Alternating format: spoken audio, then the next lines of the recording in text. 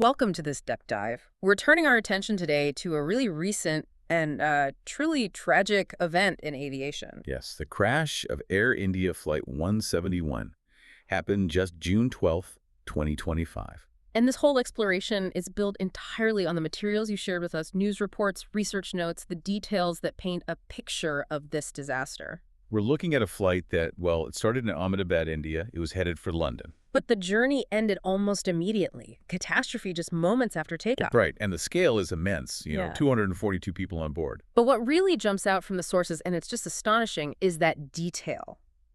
There was only one survivor. One out of 242. It's a staggering contrast. So our mission here is really to unpack what your sources tell us. What happened, what was the impact, both in the air and, crucially, on the ground. And that incredible survival story, of course, plus what's being done now to figure out exactly how this happened. Exactly. Okay, let's get into it. Let's unpack this. So starting with the basics of the flight itself, what do the reports you gathered tell us? Okay, so this is Air India Flight 171. The date was June 12th, 2025. And the aircraft. A Boeing 7877 Dreamliner. Right, the Dreamliner. And the route. It took off from Sardar Vallabhbhai Patel International Airport in Ahmedabad, India. Destination was London Gatwick. Okay. And we mentioned the number on board, 242 people total. That's right. The breakdown was 230 passengers and a crew of 12. And the timeline, the reports are clear, this happened very, very soon after takeoff. Almost immediately. And here's a really critical detail from the material you sent. The plane just didn't get high enough. Failed to gain altitude. Yeah, it apparently reached only about 450 feet before it started coming down. 450 feet. That's incredibly low for a jetliner taking off. It leaves virtually no room, no time for anything. And where did it actually impact? The sources specify the location. They do. It crashed into a hostel block, part of the BJ Medical College, apparently, in the Meghani Nagar area of Ahmedabad. Right into a building. The immediate result described in the sources is just horrific. A massive fireball, yeah. Extensive damage to the hostel. Just chaos on the ground. And the initial thoughts on the cause. What are the early reports suggesting? Well, preliminary information points pretty strongly towards catastrophic engine failure. Engine failure. But not just one engine. The sources suggest it might have involved both of the aircraft's engines. The General Electric GEnx engines. Both engines failing right after takeoff. That leads us to the scale of the loss on board, which is just devastating. It really is. The reports confirm that everyone on board died, except for that one person. So 241 fatalities from the flight itself. Yeah, all 12 crew members and 229 passengers. It immediately becomes one of the deadliest crashes we've seen recently. And the tragedy wasn't just confined to the aircraft, was it? The sources detail the impact on the ground, too. No, absolutely not. The ground casualties were also significant. At least 38 people confirmed dead on the ground. 38.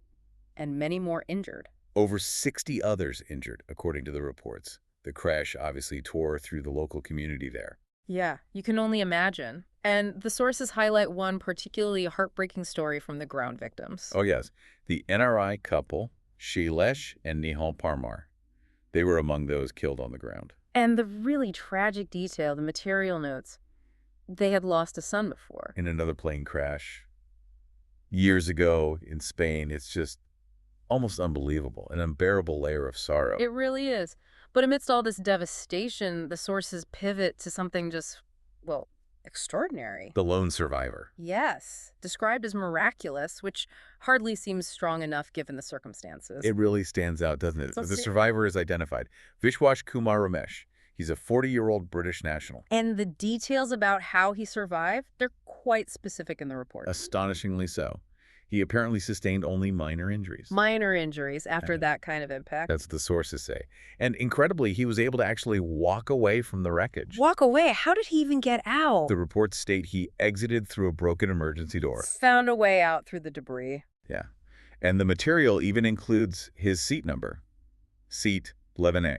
11A, wow. That detail just sticks with you. Surviving that from that seat, walking out. It really makes you stop and think. So, moving to the official response in the investigation, what do the sources tell us is happening now?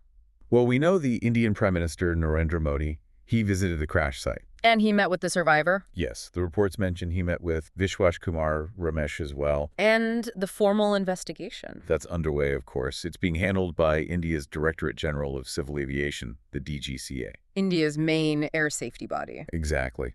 And their initial focus, as you'd expect, is squarely on that potential dual-engine failure right after takeoff. That seems to be the leading theory based on the early info. And they have the tools they need, the black boxes. Yes, a critical point mentioned in the reports is that the aircraft's black boxes, the flight data recorder, and the cockpit voice recorder were recovered. Okay, so that data will be absolutely vital. Crucial. It's what will help them piece together the exact sequence of events in those final moments. Now, there's also a point made in the sources about the broader significance of this crash, specifically regarding the aircraft type. Right. This is a really significant point for the Boeing 787 Dreamliner program. How so?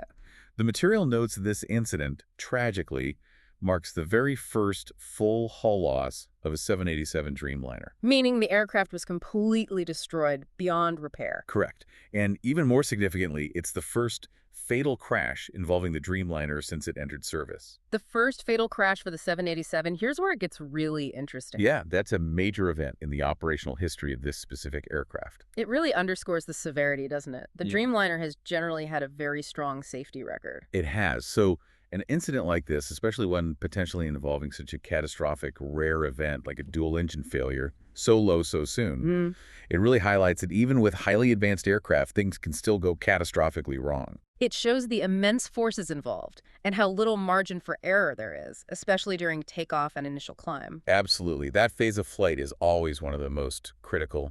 Okay, so let's just quickly recap what we've pulled from the material you shared in this deep dive. We've looked at the tragic crash of Air India 171 right after leaving Ahmedabad. The suspected cause centering on that possible catastrophic failure of both engines. The absolutely devastating impact, both the loss of 241 lives on board and the terrible toll on the ground in Ahmedabad. And then that almost unbelievable story of the single survivor, Vishwash Kumar Ramesh, walking away from seat 11A. Right. So by going through these sources, these reports and notes you provided, we've tried to give you a clearer, maybe quicker grasp of the essential facts of this very complex, very sad event. Highlighting the key pieces of information as they've been reported so far. So what does this all mean? I mean, you look at this event. It starkly shows the inherent risks that still exist in aviation, doesn't it?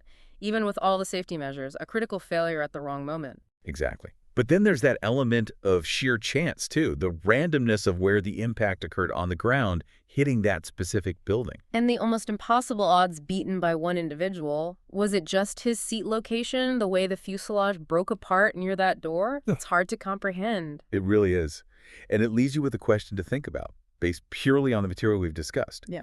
Given everything we've seen in the sources, this potential technical failure involving both engines, the fact it happened at such a low altitude, the terrible ground impact, and then that single, almost random survival from seat 11A. What does this specific event reveal to you about how technology, human vulnerability, and just pure chance intersect in these kinds of aviation disasters?